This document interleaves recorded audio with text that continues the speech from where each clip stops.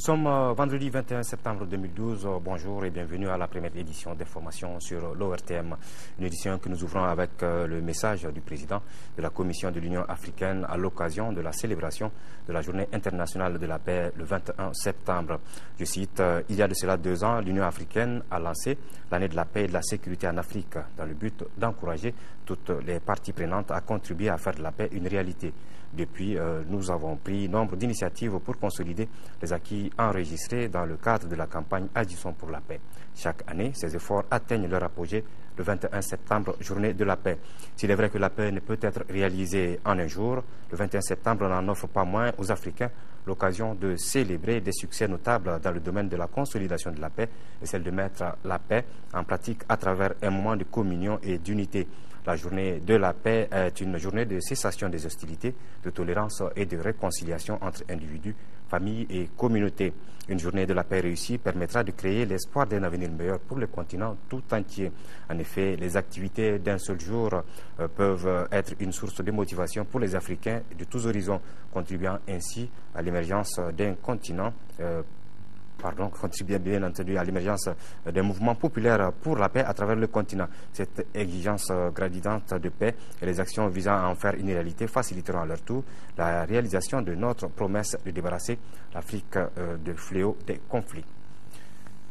Et puis ce communiqué, le ministre du Travail, de l'Emploi et de la Formation professionnelle communique le 22 septembre 2012 tombe sur un samedi, jour non ouvrable. En application des dispositions pertinentes de la loi numéro 05-040 du 22 juillet 2005 relative aux fêtes religieuses, aux fêtes légales en République du Mali, la journée du lundi 24 septembre 2012 est chômée et payée sur toute l'étendue du territoire national. Ce samedi 22 septembre, la République du Mali fêtera donc son 52e anniversaire, une célébration qui intervient dans un contexte marqué par une série de crises dont la plus grave est l'occupation du nord de notre pays par des forces rebelles et salafistes. À cette occasion, nous vous proposons le fait du jour avec la voix de Daouda Ndiaye. Ce 22 septembre, la République du Mali, offensée, agressée et meurtrie, célèbre les 52 ans de son accession à la souveraineté nationale et internationale.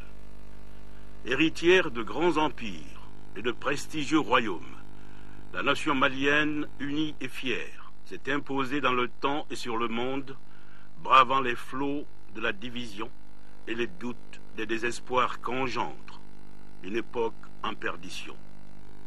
Plus d'une fois, le bateau Mali a tangué, mais jamais il n'a sombré, donnant ainsi la preuve à tous ceux qui en doutent qu'une nation à la civilisation multiséculaire survit toujours au déluge cyclique de tout cataclysme temporel. De crise en crise, d'époque à époque, le Mali survit. La nation malienne reste toujours présente, grande et brave, sur les terres fécondes qui ont vu naître et régner Soundiata Keïta, Damozon Diarra, Biton Koulibaly, Amadou Sekou, Soni Alibert, Askia Mohamed, Laménokal Firoun Ag Alansar, Tcheba et Babemba, pour ne citer que quelques illustres. Aussi les oiseaux de mauvais augure, les prophètes de malheur, qui s'essayent à taillarder les veines nobles de notre septentrion, qui prétendent instaurer la charia par le sang et les larmes, dévoilent tous les jours leur face satanique de narcotrafiquants, jouant avec la piété et l'humilité de tous ceux qui n'ont jamais voulu être que leurs frères, leurs coreligionnaires. À eux tous, à ceux qui croient en eux, et à tous ceux qui s'associent béats dans un fatalisme coupable, nous, le Mali, les Maliens, nous tendons les bras, le cœur ouvert, fraternel et sincère. Il n'est pas trop tard. Revenez au bercail, la fleur au fusil, avec regret et repentance. Ce jour-là, nous dirons, Seigneur, pardonnez-leur. Alors, nous referons le Mali ensemble, même s'il faut notre sang. Un Mali uni et indivisible. Un Mali uni et indivisible. La devise nationale du Mali, un peuple, un but, une foi, a été proclamée depuis la Fédération du Mali et du Sénégal. Une devise que nos deux pays, frères, gardent pour immortaliser l'union qui a existé dans le temps. Initiée par Léopold Sédar Senghor et approuvée par nos pères de l'indépendance, elle réveille aux deux peuples le patriotisme. Notre reporter Mariam Sagara a remonté le temps pour nous donner à travers les grands témoins le sens et le pourquoi de cette devise commune. Le Mali, c'est 1 241 238 km² et une devise forte. Un peuple, un but, une foi. Devise qui lui a été donnée par les pères fondateurs. Un peuple, un but, une foi. Un passé, un présent et un avenir. Un peuple, un but, une foi. C'est un Mali, un sage, poli. Moi, je l'ai connu depuis à l'âge de 8-9 ans comme ça. Un peuple, un but, une foi, ça vient de Senghor, du président Senghor. C'était pratiquement incorporé dans l'hymne de la Fédération du Mali. Parce que le président Senghor fut l'auteur de l'hymne de la Fédération du Mali. La Fédération a eu le destin que vous connaissez. Nous nous sommes rentrés sans rien. Nous n'avions ni drapeau, ni médaille, ni hymne, rien. Et le président m'a demandé de réfléchir à l'hymne. Cette devise, un peuple, un but, une foi, fait la fierté et la gloire des Maliens. Nous la partageons avec les Sénégalais depuis la Fédération. La même devise qui se trouve sur le Sénégal. Aussi, oui. Le même drapeau. Oui. Nous nous sommes tous divisés, mais nous l'avons gardé. Mais nous, ils n'ont pas voulu prendre le nom de Mali. Et nous avons forcé. Modibo dit que le nom de Mali va sonner comme un gong. Lorsque le problème de l'hymne a été posé, il m'a fait appeler, après avoir refusé les propositions du pianiste du Grand Hôtel. Je te demande une chose, pour l'hymne, il faut garder un peuple, un but, une foi.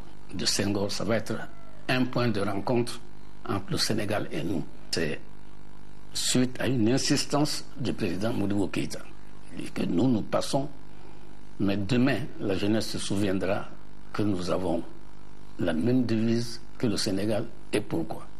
Connue de la plupart des citoyens, la devise du Mali constitue le trait d'union entre les nationaux d'une part et entre les Africains et les Maliens d'autre part. Tous les Maliens doivent avoir un but et puis un devoir commun, l'union totale, l'union sacrée autour du Mali. Ancienne colonie française, le Mali est devenu indépendant le 22 septembre 1960 avec l'éclatement de la Fédération. Le président encore nous a dit pourquoi un peuple. C'est pour lutter contre le tribalisme, contre tous les morcellements, contre les déchirements. C'est pour chanter la cohésion nationale. Parce qu'on doit aller ensemble. Un but, le but est connu. C'est l'épanouissement social, culturel, évidemment économique. La foi, c'est ce qui va nous animer et ce qui doit animer notre jeunesse. Du commencement jusqu'à la fin. À travers sa devise, le Mali reste un exemple pour l'Afrique. Le président Senghor a dit, on est différents, mais les différences enrichissent. Les différences n'appauvrissent pas. Chacun vient avec son apport. Ça constitue la nation. Ce peuple qui a un seul but et une seule foi se trouve aujourd'hui dans des tourmentes de ceux qui n'ont jamais compris le sens de l'union. Cette devise rattachée à l'hymne national, au drapeau, illustre l'engagement, le dévouement et la bravoure des dignes fils de ce pays qui se sont battus sous d'autres cieux pour honorer la patrie. Le souci des pères fondateurs est de voir ce Mali un et indivisible avec sa devise qui porte haut dans le temps et dans l'espace. Comme la foi existe, la foi soulève des montagnes. Moi, je ne désespère pas. J'ai confiance. Nous avons, nous, les bérets blancs, avec nos cheveux blancs. Et bien, ces cheveux blancs-là, nous présentons ça aux différents bérets. pour la paix, la cohésion. La reconquête des régions du Nord permettra de consolider la devise un peuple, un but, une foi. Le Mali et la CEDEAO, la communauté économique des États de l'Afrique de l'Ouest, multiplient les échanges pour trouver une solution à la crise. C'est dans ce cadre que le président de la République par intérim, le professeur Diankounda Traoré, a reçu hier matin le ministre d'État chargé des Affaires étrangères de la Côte d'Ivoire. Daniel Kablan-Duncan était porteur des messages du président en exercice de la CEDEAO au professeur Diankounda Traoré. Le point avec Ibrahima Traoré. Le Mali et la CEDEAO poursuivent leurs consultations régulières pour trouver rapidement une solution à la crise qui secoue le nord du pays. Arrivé ce jeudi à Bamako, le ministre d'État chargé des Affaires étrangères de la Côte d'Ivoire, accompagné de son collègue de l'intégration africaine, a été aussitôt reçu par le président de la République par intérim. Daniel Kablan-Duncan est porteur d'un message du président en exercice de la CEDEAO au chef de l'État, Diankounda Traoré. La teneur du document n'a pas été dévoilée. Son contenu sera rendu public dans les prochains jours par les chefs d'État, dixit l'émissaire du président ivoirien. Les échanges continuent et c'est peut-être à l'issue de ces échanges qu'une déclaration sera faite définitivement dans ce dossier. Il nous faut faire en sorte que nous soyons partie prenante de bout en bout de ce dossier donc malien, et la réunion de la CEDEAO qui s'est tenue donc à Abidjan, tant au niveau des chefs d'état-major de la CEDEAO qu'au niveau donc du Conseil de médiation et de sécurité était consacré à ce dossier, de manière à appuyer fortement, disons que le Mali dans la reconquête donc du Nord, et à mobiliser la communauté internationale pour appuyer ces actions pour que donc ce dossier soit définitivement réglé. C'est le sens d'ailleurs de ces réunions et c'est le sens donc de la visite que nous avons, faite ici. L'entrevue a duré 3h20. Les deux parties semblent toujours avoir du mal à franchir le petit pas pour régler les derniers détails sur l'envoi de la troupe de la CEDEAO au Mali. L'urgence est là. Le dossier Mali doit être traité rapidement selon Daniel Kablan-Duncan, qui justifie aussi l'absence de la médiation burkinabé à cette rencontre. Le président de la commission, Kadri Ouedraogo, a une contrainte particulière et n'a pas pu donc être avec nous, mais ce n'est que partie remise. Dans le message remis au président de la République, il serait question de la situation des armes du Mali bloquées dans certains ports de la sous-région. Sur ce point, le ministre de la Défense rassure. Des dispositions sont en cours et très bientôt, ces armements-là qui sont en train d'être retenus en rade à l'intérieur des bateaux, les dispositions sont en cours pour dépasser ces dernières difficultés. Et je pense que dans les jours à venir, ces armes-là nous seront rendues. Maliens et Ivoiriens se sont quittés avec de réels sentiments d'espoir. Les yeux restent rivés maintenant sur la réunion de haut niveau consacrée au Mali qui se tiendra mercredi prochain à New York en marge de l'Assemblée générale des Nations unies. Le ministre des Affaires étrangères et de la coopération internationale est élu à Bruxelles, où il a rencontré les plus hautes autorités de la Commission européenne. L'objectif de la mission était d'informer le partenaire sur la situation sécuritaire, politique, alimentaire et économique du pays. Les représentants européens ont profité de l'occasion pour féliciter les autorités maliennes pour leurs efforts qui ont conduit à la mise en place d'un gouvernement d'union nationale. Au terme des échanges, les deux parties ont convenu de poursuivre le dialogue pour améliorer la coopération entre le Mali, l'Union européenne et la Belgique. De Bruxelles, le reportage de Fatim Diallo. Journée bien remplie ce 19 septembre pour le ministre des Affaires étrangères et de la coopération internationale qui, déjà à sa descente du train, s'est entretenu avec M. Blanco Lopez, directeur Afrique de l'Ouest du Service européen d'action extérieure, en partance justement au Mali pour des échanges avec les plus hautes autorités sur la problématique de la sécurité au Sahel. Avec toutes les personnalités rencontrées à la commission, le message était le même. Je suis venu plaider auprès de vous notre cause, répondre aux préoccupations qui sont les vôtres et espérer que la coopération puisse reprendre et trouver le moyen de créer un mouvement créatif pour aider le Mali dans l'intérêt de tous. Je suis venu à Bruxelles justement pour porter le message du gouvernement du Mali, de l'État du Mali, à nos partenaires, en leur faisant comprendre qu'il y a eu beaucoup de progrès réalisés sur le plan politique. Que nous avons besoin du soutien de nos amis. Nos deux objectifs, c'est remettre l'État en situation et en position de réinstaller l'administration et la souveraineté au nord. Et deuxièmement, pouvoir organiser dans les plus brefs délais des élections pour qu'un pouvoir, une nouvelle légitimité, une nouvelle légalité s'installe afin de continuer. La démarche du ministre a été appréciée par la partie européenne qui se réjouit des progrès que le Mali est en train de réaliser à travers la mise en place d'un gouvernement d'union nationale et la volonté des autorités à engager un dialogue constructif pour la restauration de l'intégrité territoriale de l'autorité de l'État et l'organisation des élections dans un bref délai. Les indications que vous nous donnez sont encourageantes, puisqu'effectivement la Belgique plaide au Mali comme ailleurs pour le maintien de l'intégrité territoriale. Ce que vous nous dites sur la volonté de préserver l'ensemble des composantes ethniques de la population malienne et d'éviter toute forme de discrimination, toute forme de violence, et sur le maintien aussi souhaité du caractère laïque de l'État sont aussi des messages encourageants. Nous sommes très contents. Il y a maintenant un gouvernement d'unité nationale. Vous êtes la première occasion que j'ai eue de rencontrer un ministre du nouveau gouvernement. Donc, ce soit très utile pour moi d'avoir votre perspective sur l'évolution de la situation, surtout à Bamako, avec la création, la formation de cet gouvernement. Mais aussi le moyen de faire face aux défis. Le ministre a fait savoir à ses interlocuteurs que le gouvernement fera connaître prochainement sa feuille de route qui sera soumise aux différents partenaires. Le dialogue continuera jusqu'à la reprise de la fructueuse coopération qui a toujours existé entre le Mali, la Belgique et l'Union européenne. La partie européenne a exhorté le ministre à continuer d'informer la communauté internationale sur la situation au Mali, car c'est le contact direct et humain qui facilite la compréhension. Gênant pour certains ou inutile pour d'autres, le casque demeure au cœur des débats malgré les messages et autres actions de sensibilisation menées par l'État. Le refus des motocyclistes de porter le casque perdure, d'où l'utilité de passer à la vitesse supérieure en allant vers la répression.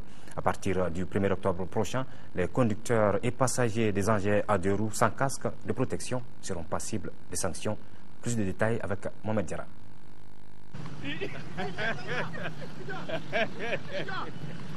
L'on n'a pas besoin d'avoir des statistiques pour se rendre compte de l'incivisme notoire des motocyclistes de la circulation routière.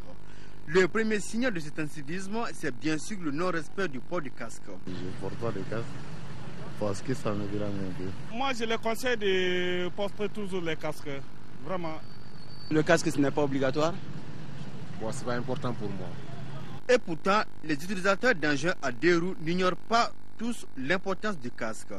Ils s'accordent aussi que le port du casque constitue la première mesure de sécurité qui permet de sauver des vies. Si je fais un accident comme ça, en cas, le casque peut me protéger contre ça.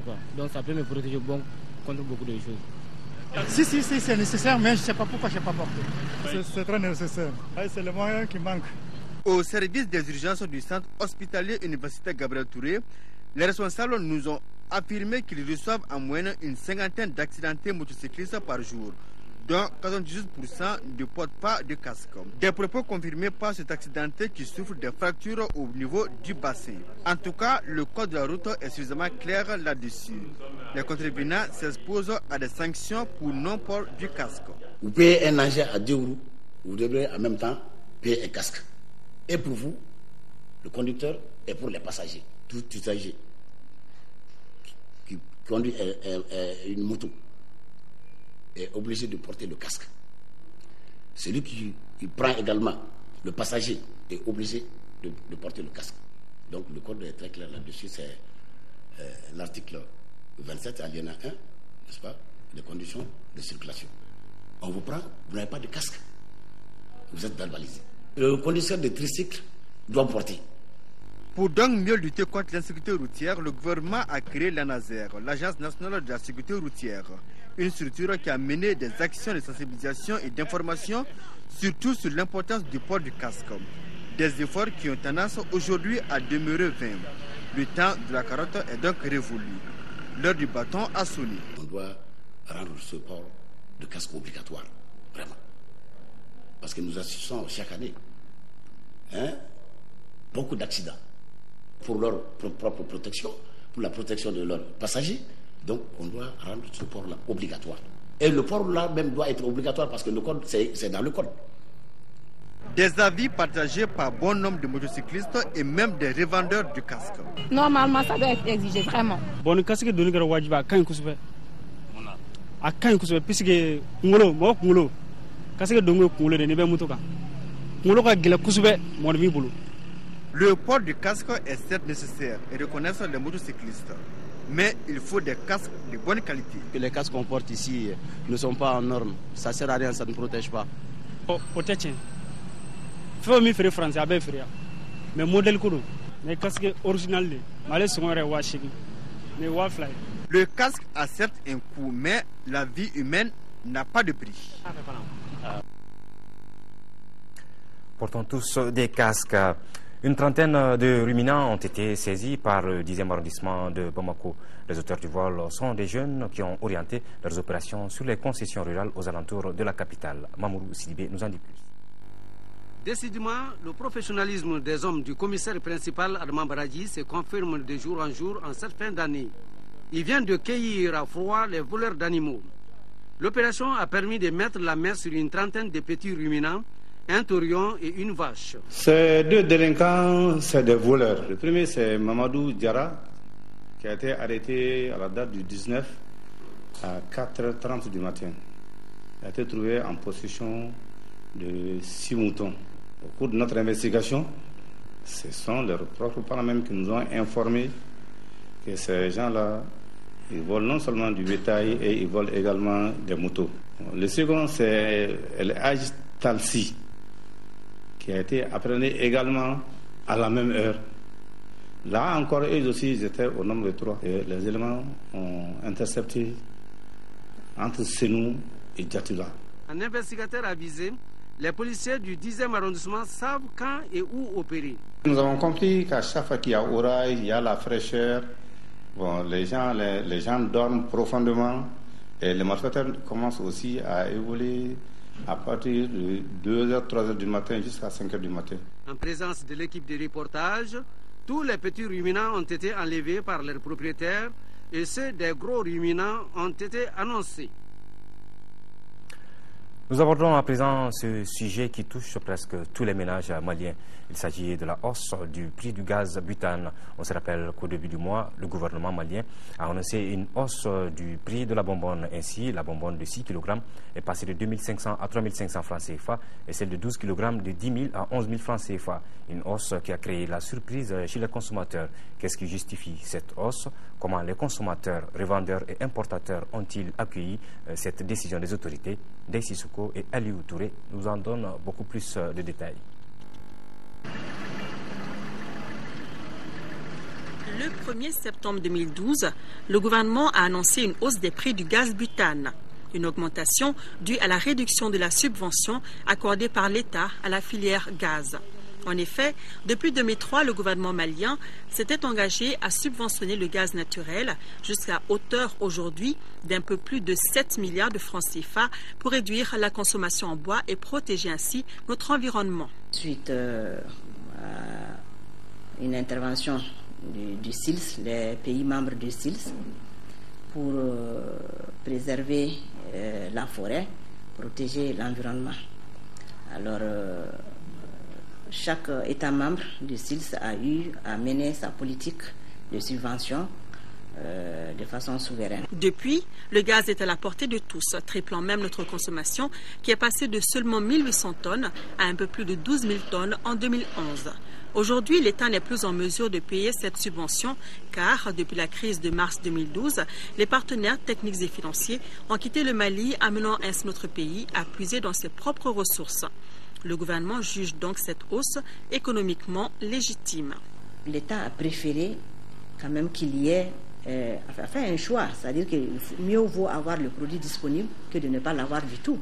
Le prix du gaz aussi, le prix fournisseur augmente de jour en jour également. C'est un facteur que nous ne maîtrisons pas du tout. Donc, De ce fait-là, la subvention ne fait qu'augmenter également et le montant prévu ne couvre plus. Cette décision a naturellement créé la surprise chez les consommateurs qui ne s'y attendaient pas et qui sont unanimes, c'est trop cher. Moi, j'aurais voulu qu'on diminue le gaz si on veut faire le reboisement et faire en sorte que les gens utilisent moins le charbon et le bois. Je pense que dans ce cadre, on devrait quand même réduire assez. Vraiment, donc on fera la songa à Madjaï parce que Galabe Doukono. À gaz, on a pris Bana.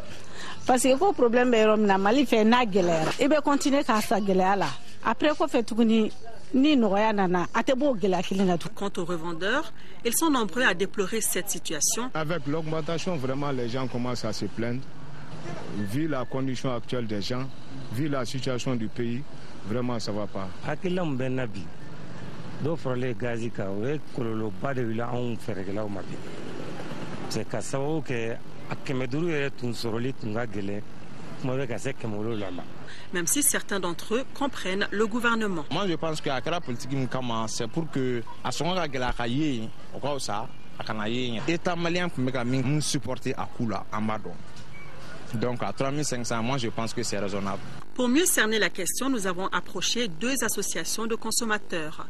Si la première est en phase avec l'État, il n'en est pas de même pour la seconde. Nous sommes d'accord avec cette augmentation parce que nous avons suivi le processus. Donc bien que nous soyons pour la promotion du gaz, nous n'avons pas compris qu'au mois de novembre 2011, le gouvernement a procédé à une augmentation de 500 francs sur le prix du gaz. Et que moins d'un an après, qu'on arrive à une augmentation en hauteur de 1000 francs. Nous avons dit que nous ne sommes pas d'accord avec cette augmentation et nous avons demandé au gouvernement vraiment de revenir là-dessus. Les avis divergent chez les consommateurs, mais sont identiques chez les importateurs qui, tout en se mettant à la place de la population, n'oublient pas qu'ils ont des engagements et doivent rentrer dans leurs fonds. Aujourd'hui, le montant de la subvention est tel que si l'État ne sait pas de se décharger progressivement de ce fardeau, les opérateurs au bout vont carrément arrêter les importations parce qu'aujourd'hui, si on n'est pas payé à temps pour approvisionner le marché, il n'y aura pas de gaz du tout. Si l'État paye 60% et les consommateurs payent 40%, donc maintenant c'est l'inverse. Tout ce que nous vendons, nous encaissons directement. Et si c'était subventionné par l'État, souvent il faut attendre 6 mois pour rentrer dans ces fonds. Dans son communiqué du 1er septembre 2012, le gouvernement précisait que le gaz au Mali était le moins cher de la sous-région. Mais lorsque nous avons rencontré Badou Samounou, il nous a informé du contraire. Madame, le Burkina, les 6 kilos font 1560 subventionnés et les 12 kilos font 4000. Cela dépend de la période dans laquelle on se situe. Avant la période d'augmentation depuis novembre, on était les moins chers, effectivement. Mais aujourd'hui, la tendance s'est renversée. On est devenu un peu plus cher par rapport à certains. Les Maliens payent donc leur gaz cher. Et ce qu'il faut craindre, c'est qu'ils ne se retournent vers le charbon et le bois, ce qui pourrait avoir des conséquences néfastes sur notre environnement. Augmenter le prix du gaz au Mali, c'est contribuer à détruire l'environnement au Mali. Ce qu'il faut maintenant, c'est sensibiliser les exploitants forestiers. L'augmentation du prix du gaz va avoir des conséquences fâcheuses sur les ressources forestières. C'est l'agression des ressources forestières. Nous sommes en collaboration avec la MADER et d'autres structures pour justement aller à l'aménagement d'un certain nombre de massifs pour justement permettre l'exploitation rationnelle du bois et du charbon dans ces différents massifs. Certes, cette hausse des prix du gaz tombe au mauvais moment, mais les acteurs appellent à la mobilisation et au patriotisme. Aujourd'hui, moi, je voudrais demander au peuple d'accepter cet effort. Acceptons parfois le sacrifice. Nous n'avons pas demandé aux gens de prendre la route, de boycotter ou de faire quoi que ce soit, mais nous avons demandé au gouvernement, en association responsable, que le gouvernement revienne sur sa copie. En plus, l'espoir peut s'installer chez les Maliens, puisqu'un gisement de gaz a été découvert cette année à 45 km de Kati. Cela pourrait être la solution au problème de gaz au Mali. Il ne nous reste plus qu'à espérer que le combustible soit disponible bientôt et à moindre coût. Voilà, avant de nous séparer, sachez que le ministre du Travail, de l'Emploi et de la Formation professionnelle communique. Le 22 septembre 2012 tombe sur un samedi, jour non ouvrable en application des dispositions pertinentes de la loi numéro 05-040 du 22 juillet 2005 relative aux fêtes légales en République du Mali. La journée du lundi 24 septembre 2012 est chômée et payée sur toute l'étendue du territoire national. Et puis, juste après ce journal, vous pourrez suivre une émission spéciale sur la charia par l'Union des jeunes musulmans du Mali, UJMA, avec comme invité Cheikh Ouagé, islamologue, et le docteur Hamza Maïga, premier vice-président de l'UJMA. C'est donc la fin de cette édition. Vous retrouverez Aïssata Ibrahim Maïga à 18h et Baba Daga Maïssa pour l'édition spéciale de 20h. Merci à tous. Nous sommes sans cesse de cœur et d'action avec nos compatriotes vivant dans les régions du Nord sous occupation. À très bientôt.